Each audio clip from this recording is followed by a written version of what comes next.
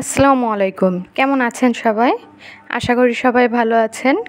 আলহামদুলিল্লাহ, আল্লাহ তাআলার অশেষ রহমতে আমরাও সবাই ভালো আছি। সবাইকে ওয়েলকাম করছি জান্নাতের সুখের নীড়ে নতুন আরও একটি লাইফস্টাইল ব্লগ ভিডিও দেখার জন্য। আমি জান্নাত। আশা করছি প্রতিটা ভিডিওর মতো আজকের ভিডিওটা আপনাদের সবার কাছে খুবই ভালো লাগবে। ভিডিওটি ভালো লাগলে বলবো অবশ্যই প্রথমে একটা লাইক দিয়ে ভিডিওটা কন্টিনিউ করতে। আপনার ছোট্ট একটা লাইক আমার জন্য খুবই গুরুত্বপূর্ণ। প্রতিদিনের কিছু সহজ অভ্যাস আপনার ঘরবাড়িকে রাখবে পরিষ্কার পরিচ্ছন্ন ও সুন্দর পরিপাটি। তো আজকে সেগুলোই আপনাদের সঙ্গে শেয়ার করব। আশা করছি সম্পূর্ণ ভিডিওটা জুড়ে থাকবেন, তাহলে সব কিছু জানতে পারবেন। তো বরাবরের মতো ঘুম থেকে উঠে আজকেও আমি রান্নাঘর থেকেই ভিডিওটা শুরু করেছি। এখানে নাস্তা তৈরি করব। প্রতিটা গৃহিণীরই সকালবেলা ঘুম থেকে ওঠার পর সবথেকে গুরুত্বপূর্ণ কাজ হচ্ছে নাস্তা রেডি করা। তো আমিও কিন্তু তার ব্যতিক্রম না। আমিও প্রতিদিন ঘুম থেকে উঠে সর্বপ্রথম নাস্তা রেডি করতেই আসি। তো এখানে রুটি তৈরি করব, তার জন্য কাই তৈরি করে নিচ্ছি। রান্নাঘরে এসে আমি সর্বপ্রথম কিন্তু গত রাতে যে প্লেট বাটিগুলো ধুয়ে রেখেছিলাম সেগুলোই আগে গুছিয়ে নিয়েছি।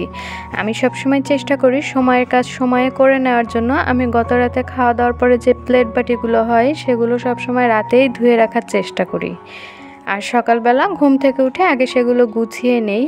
রাতে একবার রান্নাঘরটাকে সুন্দর করে মুছে পরিষ্কার করে রাখি, তারপরেও আমি সকালে রান্না শুরু করার আগে আরও একবার কিন্তু পরিষ্কার করে নিয়েছি। তো এখানে আজকের নাস্তাতে আমরা রুটি খেলেও হাফসা রুটি খাবে না, এজন্য ওর জন্য একটু কর্নফ্লেক্স ভিজিয়ে দিচ্ছি।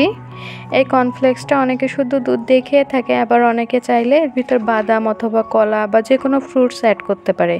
এতে করে কিন্তু খাবারটা বেশ হেলদি হয়, তবে আমার মেয়ে যেহেতু পছন্দ করে না এজন্য আমি ওটা স্কিপ করলাম। আপনারা চাইলে যে কোনো ফ্রুটস দিয়ে বাচ্চাদেরকে দিতে পারেন। প্রতিটি কাজ গুছিয়ে করতে পারলে সংসার হবে সুখের, জীবন হবে শান্তির।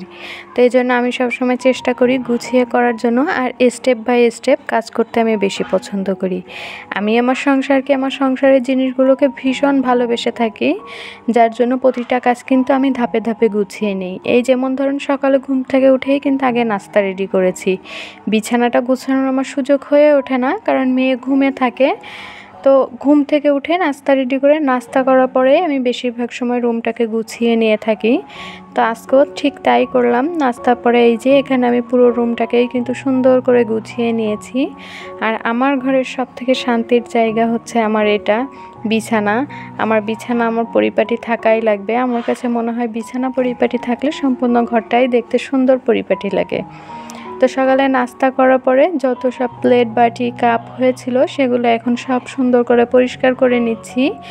প্লেট বাটির পানি ঝরতে দিয়ে আমি দুপুরে রান্না গুছিয়ে নিব। তার ভিতর পানিগুলো সুন্দরভাবে ঝরে যাবে আর আমিও এটা যথাস্থানে রেখে দিতে পারবো। আর আমার এদিকে রান্নাঘরটাও কিন্তু সেই সাথে সাথে গোছানো হয়ে যাবে। সংসারে কাজ করতে কিন্তু অনেক বেশি সময়ের প্রয়োজন হয় না। অল্প একটু সময় বের করে নিয়ে যদি সংসারে কাজ করা হয় তাহলেই কিন্তু সুন্দর গুছিয়ে কাজ করা যায়। তবে আপনাকে আগে থেকেই পরিকল্পনা করে রাখতে হবে যে আপনি কোন কাজটা পরে কোন কাজটা করতে চাচ্ছেন, তাহলে কিন্তু কাজ অনেকটাই সহজ হয়ে যায়। যেমন প্রতিটা কাজ যদি আপনি একটু ধাপে ধাপে গুছিয়ে করতে পারেন তাহলে কিন্তু প্রতিটা জিনিসই কিন্তু গোছানো পরিপাটি ও সুন্দর থাকে, এমনকি সময় মতো হয়ে যায়। সংসারের সব থেকে বড় কাজ হচ্ছে সময় মতো কাজ গুছিয়ে নেওয়া। সময় মতো কাজ যদি গুছিয়ে নেওয়া যায় তাহলে কিন্তু নামাজ কালাম, তারপরে খাওয়া দাওয়া, বাচ্চাকে সময় দেওয়া সব কিছু সুন্দরভাবে করা যায়। যার জন্য আপনাকে অবশ্যই ভোর ভোর ঘুম থেকে উঠতে হবে। ভোরে ঘুম থেকে উঠে সকালের কাজ করলে কিন্তু সে কাজের অনেক অনেক বরকত রয়েছে, আর সারাদিনে কিন্তু অনেক সময় পাওয়া যায়। তো এই তো এখানে আমি প্লেট বাটি পরিষ্কার করে এখন দুপুরে রান্নার জন্য চলে এসেছি সবজিগুলো কেটে নেওয়ার জন্য।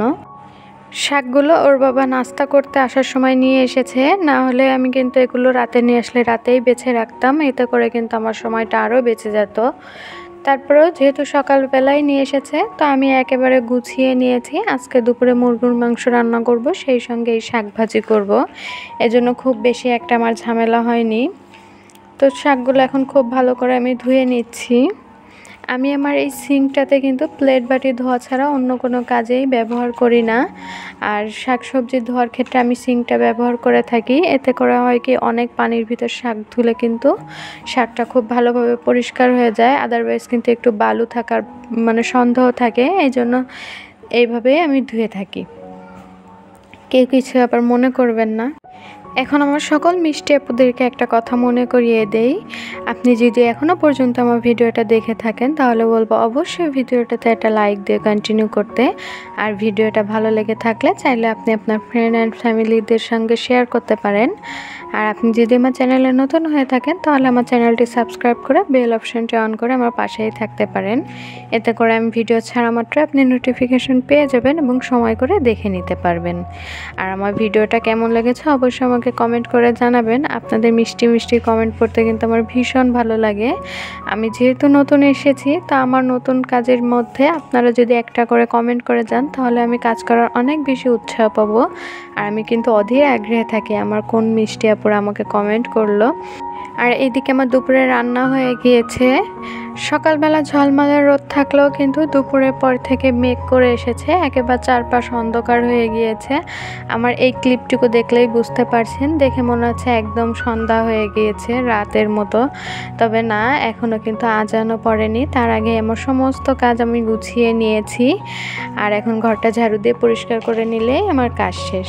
ছোট ছোট কিছু অভ্যাসই পারে আপনার সংসারটাকে সুন্দর ও নিখুঁত পরিপাটি করে রাখতে। যেমন সময়ের কাজ সময়ে করা, খুব ভোরে ঘুম থেকে উঠে সংসারে কাজ ধরা। এতে করে কিন্তু অনেকটা সময় বেঁচে যায় আর এবং আপনি সময় মতো প্রতিটা কাজই করে নিতে পারেন। আমি কিন্তু আজকে আপনাদেরকে পুরো স্টেপ বাই স্টেপ আমি কীভাবে কাজ করে থাকি সেটা দেখিয়ে দিলাম। আপনারা চাইলে এভাবে করে দেখতে পারেন। এতে কিন্তু পুরো ঘরটা কিন্তু একদম নিখুঁত পরিপাটি থাকে। তো আমার ঘরটাও কিন্তু এখন সুন্দর পরিপাটি করে গুছিয়ে নিয়েছি। তো আজকের ভিডিওটা পর্যন্তই। সবার সুস্বাস্থ্য কামনা করে এখানেই বিদায় নিচ্ছি। আল্লাহ হাফেজ। আসসালামু আলাইকুম।